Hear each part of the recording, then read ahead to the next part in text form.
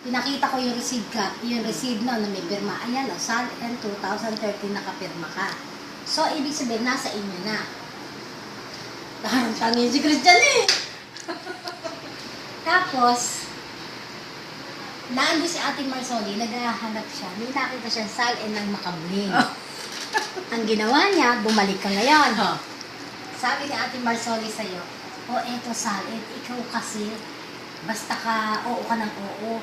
Aanahin mo, dilinawin mo na hindi mo pa nakukuha. Parang gano'n, hindi mo niya sinabi. Kanina sinabi kayo Sa makabili. utility. Hindi naman niya sinabi hindi mo pa nakukuha. Basta sabi, huwag kang oo ng oo. Ibig sabihin, dinadaw mo yung mga tao na kasamahan mo, di ba? Kinuwento pa sa akin. Di ba mali yun?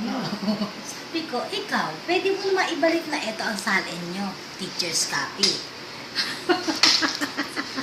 Ito ang salin nyo, teacher's copy. Iwi mo na sa school, bigyan mo sa mga teacher. Ganun na lang sasabihin mo. Hindi yung meron ka pa kakos na sabing, ikaw, huwag kang basta oo ng oo. Aalamin mo yung ganun. Tinuturuan mo pa. Sino dinadaw mo ka ko doon? Mga kasamahan mo dito. May receive ka. Naka-beach.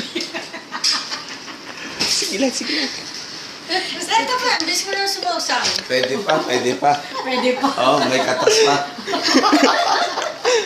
Lagi ka lang pupunta sa akin, sir. May katas pa eh.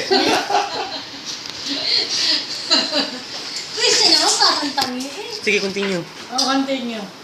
Pagkikita niya kay Ma'am. Hindi, hindi. Bago yan, mo sa FB. Hindi, promise hindi. Ang mga ganito, hindi dapat nilalagay. Katuwaan lang to. Sabi mo,